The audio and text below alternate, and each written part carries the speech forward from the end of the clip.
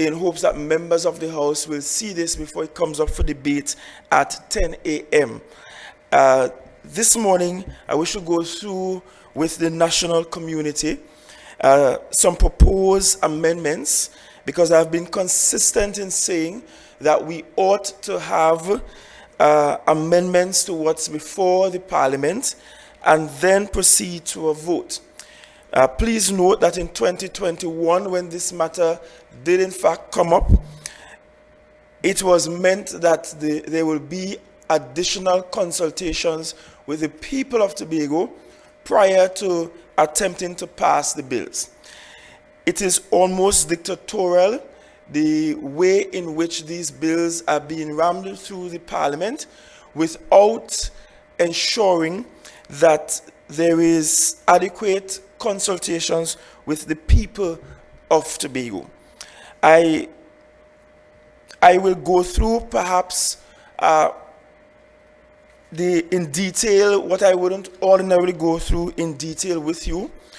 I am hopeful that these matters will make their way into the national parliament. I am hopeful that the Prime Minister in particular, who is moving the Constitution Amendment to Tobago Self-Government Bill 2021, that he will see an aid memoir that I am going to send immediately to both himself and the opposition leader to ensure that these matters make their way into the national parliament. I will be referring extensively to my notes this morning, because I don't want to miss anything at all in this conversation. We are live, I believe, on Tobago Channel 5 and Tobago Updates. We are live on Facebook, live on YouTube, and there should be a delayed broadcast on national television. But we are certainly going to ensure that this conversation is had across the space this morning, so that when members of the parliament go into the House, they will be apprised of the Tobago position. I want to also point out that there may very well be a disconnect between what the central government is doing and what their party members in Tobago are doing. Because the minority leader not so long ago wrote me asking for us to have a bipartisan approach to then approach the parliament. It's interesting that he asked for a bipartisan approach, and today they are going to debate the bills without careful allowing considerable conversations in the Tobago space. So I want to go through the proposed amendments.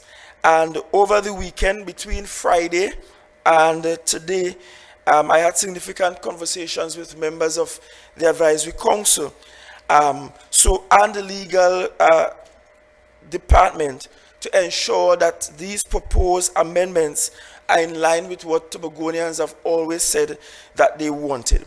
And so these are the amendments we are going to ask for. We are asking the Parliament to consider. I will make this aid memoir available to all members of the media. I will also make this aid memoir available online, posted online on the Office of the Chief Secretary's page, on my own Facebook page, and I will also ensure that it is sent to both the Prime Minister and the opposition leader. So here are the proposed amendments. So we propose the following amendments. Firstly, to the Constitution Amendment to Tobago Self-Government Bill 2021. Please note that there are two bills. The Prime Minister is moving the Constitution Amendment to Tobago Self-Government Bill 2021, while a Member of Parliament, Robinson Regis, will be moving the Tobago Island Government Bill. The first seeks to alter the Constitution of the Republic of Trinidad and Tobago to make provisions for the new authority that will be enshrined in the Tobago House of Assembly. And the second, seek to detail how the government will be structured here on the island of Tobago. So let's go through the first one. So in the first instance, the first amendment we propose must be to clause 4 of the Constitution amendment, or the Constitution amendments, or the Tobago Self-Government Bill 2021.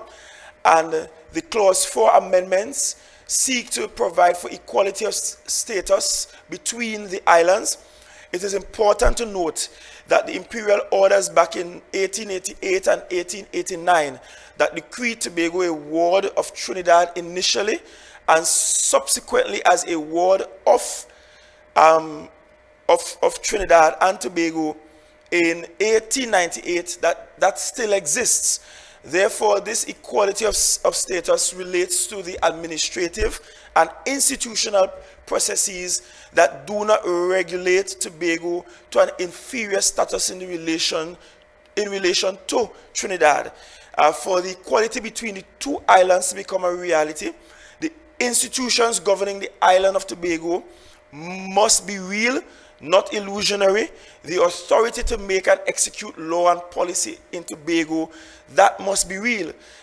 This ability based on the different socio-economic and cultural ecosystems of the island of Tobago will give life to the right to self-determination as stated in Article 1 and 2 of the UN Charter and reiterated in international instruments such as the International Covenant on Civil and Political Rights and the International Covenant on Economic, Social, and Cultural Rights in an internal context. So in other words, I'm saying quite clearly to everyone that they ought to be enshrined in the Constitution, stated very clearly that there is equality of status between the both islands.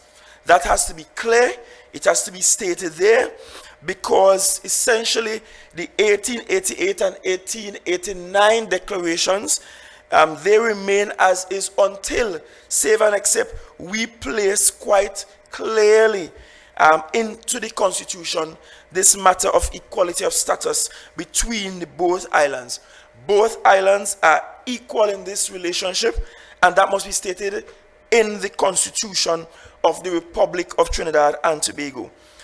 Then we look at clause 4, and in clause 4 I'm asking members to delete from line 4, well, that's clause 4.1, to delete from that area the word freely and place it in line 3 before the word determine, and delete from line 3 the expression in Tobago.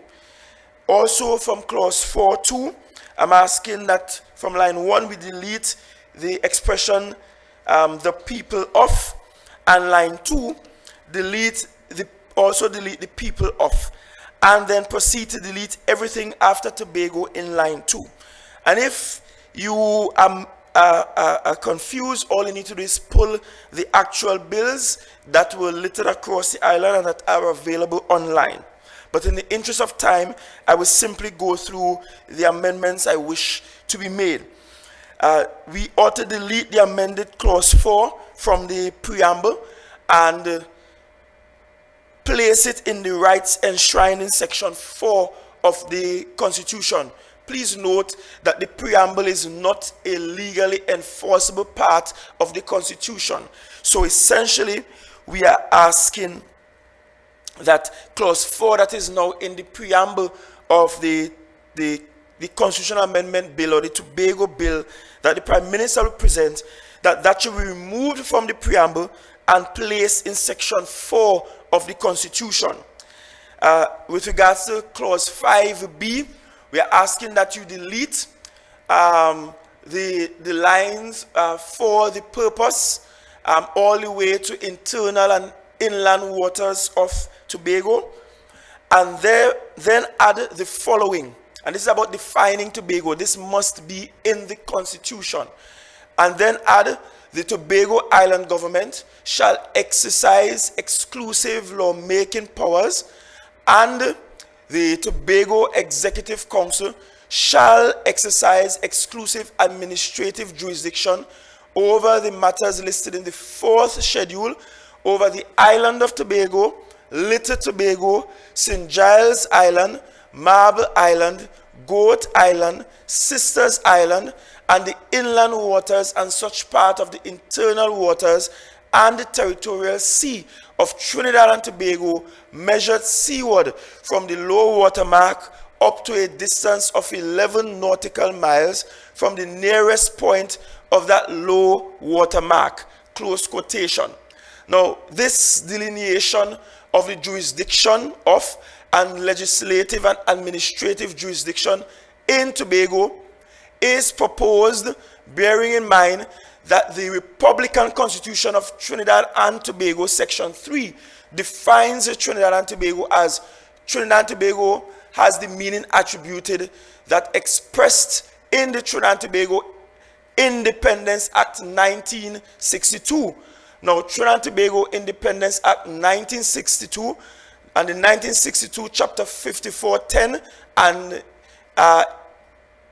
11, 6410 and 11 basically states that Trinidad and Tobago means the island of Trinidad, the island of Tobago, and any territories which at the passing of this act are dependencies of the colony of Trinidad and Tobago. Now, I want you to listen to this carefully. When we review the 1962 Constitution, it reveals that at independence, the following were in fact the definitions of Trinidad and Tobago. When we look at section 18.1 and the 2nd schedule, clause 5, it says, and this is at 1962, in other words, when we became an independent nation, this was the actual definition, which later changed with the Republican Constitution. So at 1962, section 18.1 and 2nd schedule, clause 5, it said that Tobago means the island of Tobago and the territorial waters thereof, and Trinidad means the island of Trinidad and the territorial waters thereof. And section 105 said that Trinidad and Tobago has the meaning attributed to that expression in Trinidad and Tobago Independence Act 1962. In other words, at independence in 1962, the demarcation of the island of Tobago included the territorial waters. I want it to be clear. When we became an independent nation, the definition of Tobago at that time in our act at independence included, for Tobago's definition, its territorial waters, acknowledging that Trinidad and Tobago is in fact an archipelagic state, and noting that the United Nations Convention on the Law of the Sea 1982 allows the states to make their own internal arrangements regarding their territorial waters, while recognizing the right to innocent passage. The advice of Gerald Thompson, the former ambassador extraordinary and plenipotentiary, is observed there. He recommended that the jurisdiction of Tobago could extend to an area up to 11 miles of the territorial sea bordering Tobago. The limit of 11 miles is due to the proximity between the northeast tip of Trinidad and the southwest coast of Tobago. It should be noted that Justice Anthony Locke advised against changing the definition of Trinidad and Tobago in the Constitution. Now, the proposal is for the jurisdiction of the Tobago legislature and the Executive Council to be stated clearly while the definition remains. Clause 8, and perhaps before I go into clause 8,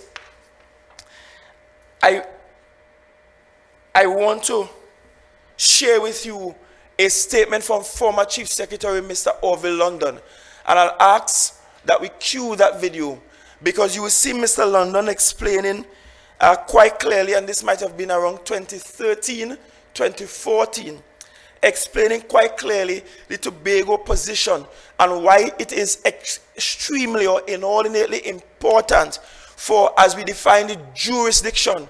So while some legal minds say it's okay to define Tobago and its territorial waters, define Trinidad and its territorial waters, and others are saying don't do that, we are saying clearly we must define the jurisdiction of the new Tobago Island government. It be clear where the jurisdiction will lie, and that jurisdiction must be in keeping with international law, particularly international law of the sea. And so I want to cue a video from former Chief Secretary Mr. Orville London. Do we have that video ready that we can show now? Yes, Tobagonians define what is Tobago. Based on the present Tobago House of Assembly Act, this is what is Tobago. Tobago's landmass, and then the 6 miles surrounding it, this is Tobago. Because Tobago, like any other island or any other country, is defined by its both its landmass and its marine area. Now, if one were to take what the green paper indicates as Tobago, which is 10 nautical miles, this will have been Tobago, just a little bit bigger than it is at present. But if one were to use the definition as included in the bills, the definition that says we are defining Tobago, because the Constitution of Trinidad and Tobago identifies the island of Tobago and the island of Trinidad.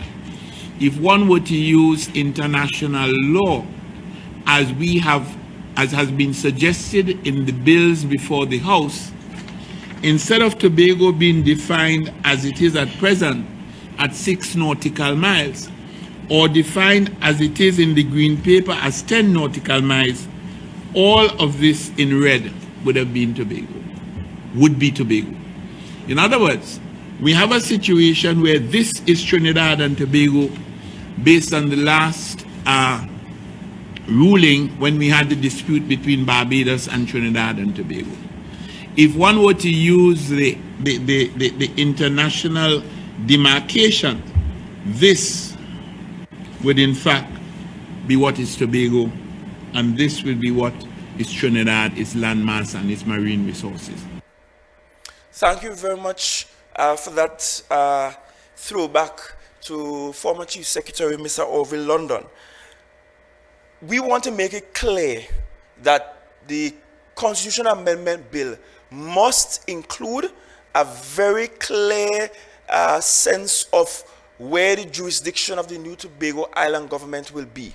And I just stated it, and I stated it in keeping with international law, in particular international law of the sea. And you know, what's interesting is that currently Act 40 of 1996 gives the THA up to 6 miles of remit. What is being proposed is 0. I want you to understand that. What is being proposed is 0, which will very well mean that if we want to build a jetty, we might need permission from central government. If we want to do something with the fisher folk in Tobago, we might need permission from central government. We want to do marine parks, we have to go back to central government. And I'm saying we cannot move forward and advance this matter and reduce or completely take away powers and authority that we now have. It will not make sense to pass something that gives us less than what we have right now. I want to look at clause 8, and we're almost there. Clause 8 in what is being proposed. So clause 8 deals with lawmaking authority. Now, while clause 8 of the Constitution Amendment Bill provides for the lawmaking authority, the matters to which the Tobago Island government is responsible is listed in a schedule that's attached to the Tobago Island Government Bill. The people of Tobago are of the view that these matters should be entrenched in the Constitution. Placing them in the Tobago Island Government Bill has the effect of making the laws passed by the Tobago Island government subordinate to national laws, consequently making them inferior and not of equal status. And so we propose the following amendments to Clause 8.2 of the Constitutional Amendment Bill. It should read, subject to Sections 1 and 2, the Tobago legislature may make laws for the peace, order, and good government in Tobago with respect to the matters set out in the 4th schedule. Of note is the jurisdiction for lawmaking under the bills confined the Tobago Island government to the land area only. It cannot make laws to govern activities in the marine area, such as Buku Reef, Pigeon Point, or Speyside. And we must add a new section which must say more or less that the Tobago House of Assembly shall within 9 calendar months after the commencement of this Constitution Amendment, Tobago Self-Government Act 2024, and after due consultations with the people of Tobago, pass an assembly law establishing the structure, composition, and functions of the Tobago Island government. I want to pause there for a while because there are two important things there that you must pay attention to. One is that currently the areas over which the Tobago Island government will have remit is only placed in the Tobago Island government bill. That requires a simple majority. And so by not enshrining those areas in the Constitution, it means two things. It means one, any sort of law passed here in Tobago will be inferior to anything passed nationally. And so we will end up with legal conflicts that are unnecessary. Secondly, it means that any government any day could walk in the parliament and decide, okay, I don't like how the Tobago House of Assembly and the people of Tobago or the Tobago Island government, how they are treating with a matter on the island of Tobago, and so I'm going to go and take away the right of the Tobago Island government to perhaps pass a law concerning youth or community development. Because if it's only placed in the Tobago Island government bill, all a government will require is a simple majority, and they can just take away some of the rights and the responsibilities as given. So we ought to enshrine it in the Constitution for two reasons, as I stated before. One, to allow for parity and ensure that the laws passed by the Tobago Island government have legal clout. And two, to ensure that no future government, if they vex, if they hate the government, if they lose the election in Tobago, could decide to take away some of these rights and responsibility. And next, I pointed out quite clearly that at this very moment, if the bills are passed as they are, then we can't even pass legislation or policy to govern marine parks in Tobago. We can't even go up to Speyside, where we are experiencing extremely warm wet waters, where we are experiencing bleaching, coral bleaching like never before, and decide to protect and see if we could save this largest brain coral. We won't be able to do that. We will still have to go down to Trinidad and beg somebody and ask somebody down there to make it a priority.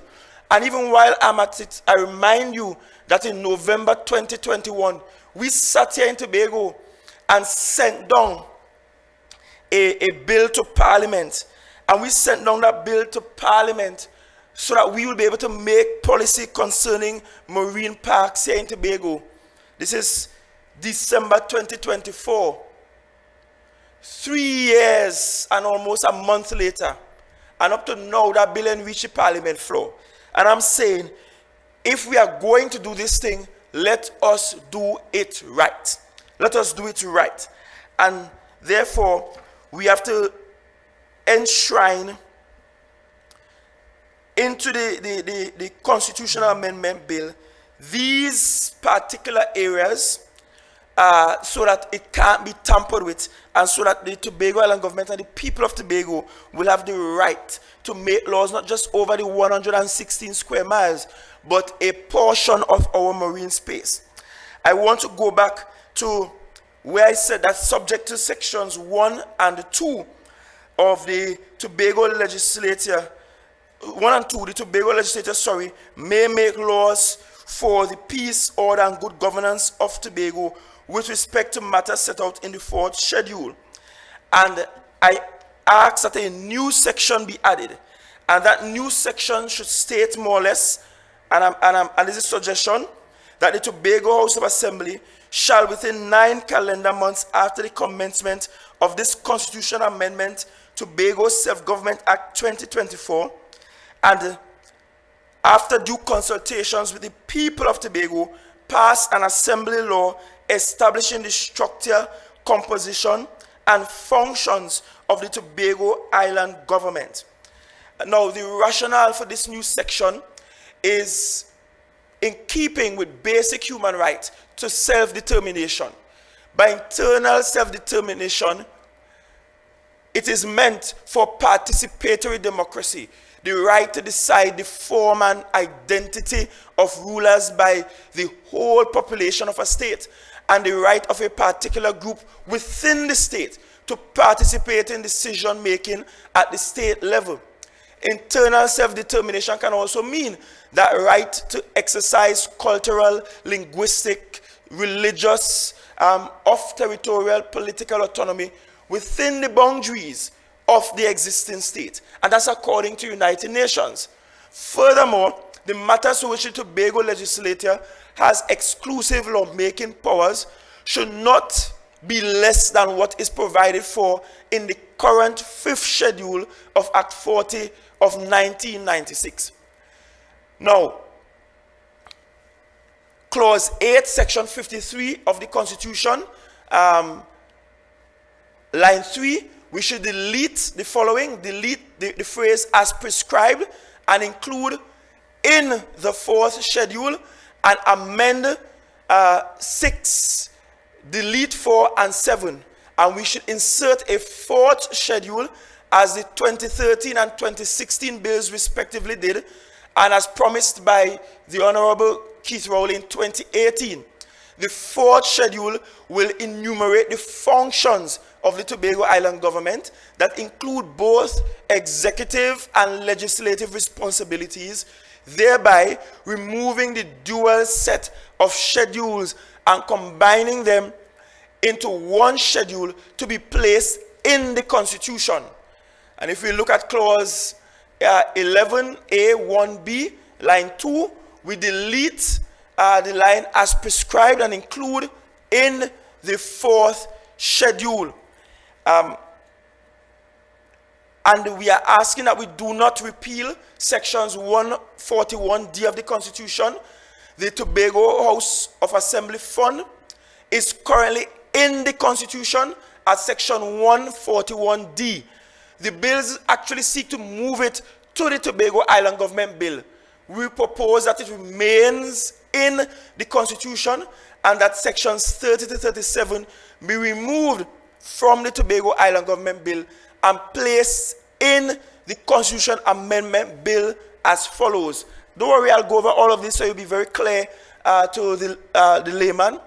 141 S1, and it should state, there shall be a fund called the Tobago Fund, which shall consist of A, such monies as shall be appropriated by Parliament for the use of Tobago Island government, and B, such other monies as the Tobago Island government may lawfully collect, borrow, or be granted.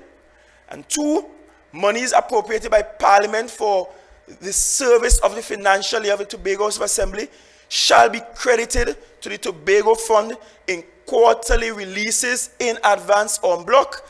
And then we look at 141T, that notwithstanding section 13 of the Exchequer and Audit Act, all revenue collected in Tobago on behalf of the government and payable thereto in respect of activities undertaken or discharged in Tobago shall be paid into the Tobago Fund.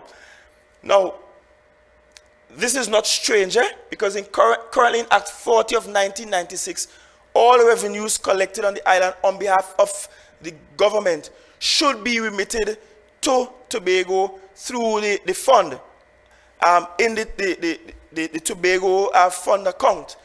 And then part 2, upon the coming into force of this act, any company, financial institution, or a person operating a business in Tobago shall pay in Tobago all taxes, fees, duties, levies, and other imposts in respect of its operations in Tobago. This currently exists in Act 40 of 1996. We are just moving these things to the Constitution now. That's our recommendation. Thirdly, monies credited to the Tobago Fund in accordance with sections 1 and 2 shall be set off against the annual allocation appropriated by Parliament to the Tobago Fund. And I want us to also look at 141U, where it should state that all expenditure incurred by the Tobago Island government shall be paid out of the Tobago Fund. Audit of accounts, 141V, the accounts of the Tobago of the House of Assembly are public accounts of Trinidad and Tobago for the purposes of section 116 of the Constitution. We look at retention of monies, 141W, monies appropriated by the Parliament to the Tobago Fund for the service of a financial year which remain unexpended at the end of the financial year shall be retained by the House of Assembly. Surrender of surplus monies, 141X1, and subject to subsection 2, where in any financial year monies paid into the Tobago Fund in accordance with section 31 exceed the quantum appropriated by Parliament to the Tobago Fund for that year, the Tobago Island government shall retain 50% or such larger portion as the minister may by order specify in respect of that year, or such excess to be applied towards such projects as it considers fit. Now, all of this, might I add, actually exists today in Act 40 of 1996. We are just moving it to the Island Government Bill. And I will go back and explain so the layman will understand. Because there's just a lot of legal jargon I'm going through here now. The Tobago Island Government shall surrender the balance of the excess to the Consolidated Fund within the first quarter of the following financial year. We also look at the power to borrow, 141Y, and subject to subsection 2, and this is new, the Tobago Executive Council shall have the power to borrow locally and internationally such sums as the Tobago Executive Council considers necessary for the discharge of its function. The Tobago Executive Council may borrow for any purpose relevant to its functions under any written law, or B, for the purpose of the prudent management of its financial affairs, or C, for the purpose of any investment as approved by the Tobago Executive Council, and D, for any other purpose approved by the Tobago legislature. And with regards to section 43 of the Tobago Island Government, which deals with Fiscal Review Commission, the current provision doesn't ensure the independence that ought to be inherent in such a body, given its proposal to have the Minister of Finance as chair and 2 other cabinet members in a 5-person committee. The people of Tobago have the view that a more balanced composition will be as follows, and this is for Fiscal Review Commission as proposed in the law.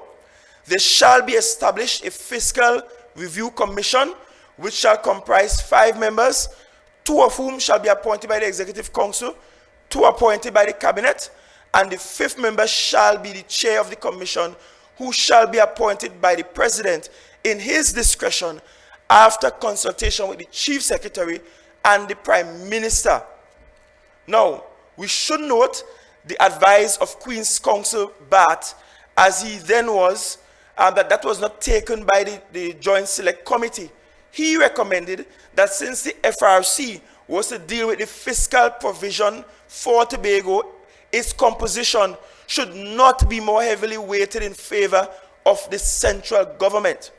Now I want to pause and give some further explanation on those two areas I just went through with you.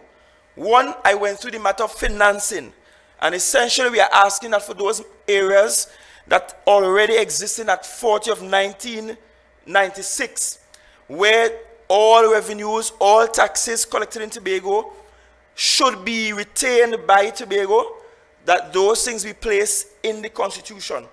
That what happens if we collect in excess of what is allocated or appropriated by Parliament, that too must be placed within the Constitution. I also went through the fact that we should have the right to borrow based on our own credit worthiness as an island, and that such borrowing should come after approval from the Exec Council and or the Tobago legislature. I also went through with you what they propose is the Fiscal Review Commission, and that will then replace the Dispute Resolution Commission, which we have at present. The proposal is that there be a 5-member Fiscal Review Commission, Finance Review Commission, or the Fiscal Review Commission.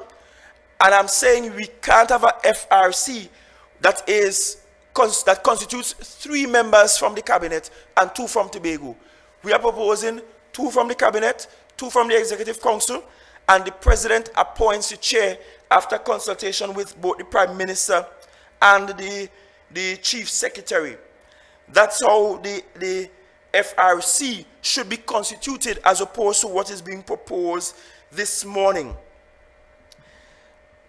I also took some time before dealing with the finance to go through the law-making authority for the Tobago Island government, and I want to be very clear that what we are proposing is that we should make the amendments to the Constitution, then give the Tobago House of Assembly 9 months to consult with the people of Tobago and to pass assembly laws in a bipartisan way that will set up the structure of the Tobago Island government. Because this right to self-determination means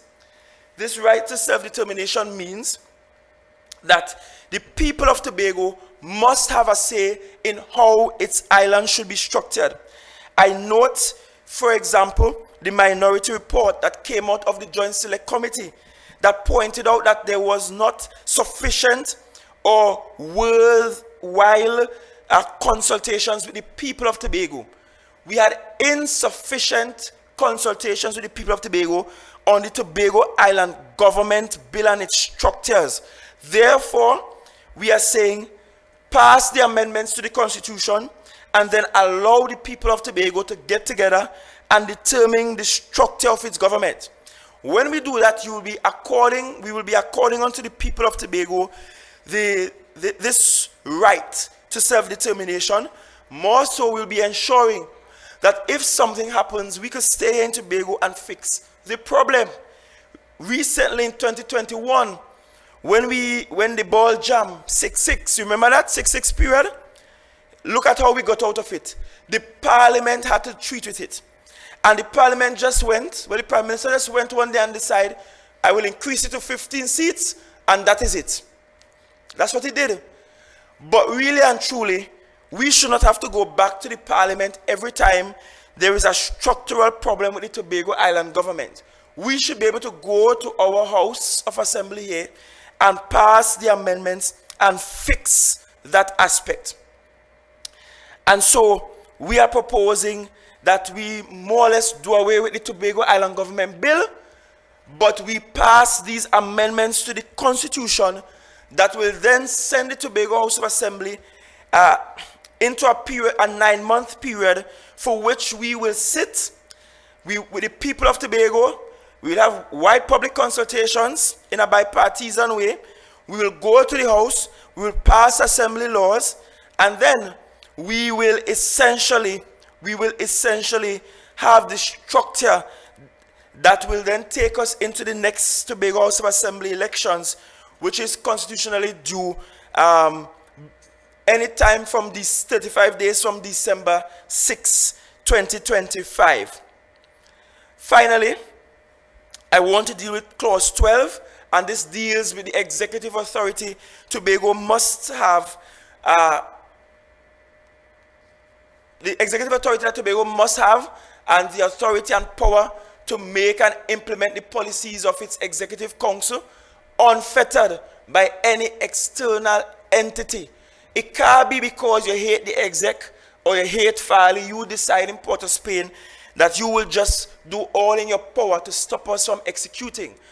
And this is not about setting up a government for my party or for my executive. It's about setting it up properly for the future, regardless of who is chief secretary. We have had conflicts between chief secretaries and prime ministers for as long as I can think of it. When we had Chairman Robinson, we had conflict between Chairman Robinson and Prime Minister Eric Williams. We had conflict between Chief Secretary, well, in some case, Chairman Dr. Jeff Davidson and Prime Minister A.N.R. Robinson. We had conflict between Chief Secretary Hochoy Charles and Prime Minister Basdio Pandey. We had conflict between Chief Secretary Orville London and Prime Minister Kamala Prasad Bissessa. And now we have conflict between Chief Secretary Farley Augustine and Prime Minister Dr. Keith Christopher Rowley. And I'm saying those conflicts, which will happen from time to time, should not empower a cabinet in Trinidad to do things to impede the work of the Executive Council and the Tobago Island government. And so we must set up the island government in such a way so as to ensure that we can do our work in the most unfettered manner. Now, I will pause all of these proposed amendments online immediately. As I pointed out, these proposals are being sent to the Prime Minister and the opposition leader. In fact, I will say if there's anybody out there that have the opposition leader's phone number, you can send it to me. So I can send it not just via email, but I could send it via WhatsApp to both of these individuals. These must go to the Parliament. The Prime Minister on Thursday decided he's going to bring this up for debate today. I cannot trust that the members of Parliament for Tobago will go there and stand in defense of Tobago. I cannot trust that the Tobago born Prime Minister will go and do the right thing. So over the weekend, we spent long hours, days and nights going through this with our legal team, with the advisory council, and we came up with these proposed amendments. These proposed amendments will, in essence, amend the Constitution Amendment Tobago Self-Government Bill 2021, and it will essentially propose that we withdraw, for the most part, the Tobago Island Government Bill, and we essentially allow the people of Tobago to set up our own structure of government here on the island of Tobago. That is self-determination at work.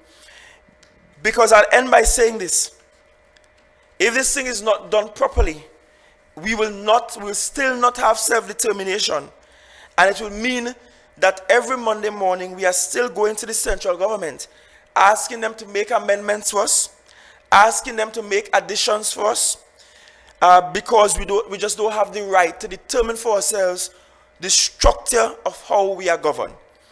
Again, to Tobagonians, I'm sorry that I have to come to you at such a last minute on a Monday morning, going through heavy legal jargon, quoting from the Constitution Amendment Bill. You might be on your way to work. You should probably be in work already, so you don't even have the proposed bills in front of you. And I am there reading through the proposed amendments without you being able to properly picture it. But the only reason I'm forced to do this between 8 and 9:30 this morning is because they decide that they will go to the Parliament at 10 o'clock this morning and have this debate. I want to thank you for joining me on Facebook, YouTube, Tobago Channel 5, Tobago Updates. I'm not sure if you were able to lock in Radio Tambourine this morning. We tried to have it on national broadcast, but we weren't quite successful at the time at the start of this broadcast. And that accounts for why we didn't do this at 8, and instead we did it just after 8:30 this morning. I want to thank you for listening, and I pray, God, that the Parliament will do the right thing and take the time and actually pass something substantial and pass something that is akin to what the people of Tobago wants. That's democracy. It can't be one political party deciding, I will give you whatever I want to give you, and you must just accept it. That's not how democracies work. Please, let us work in favor of democracies.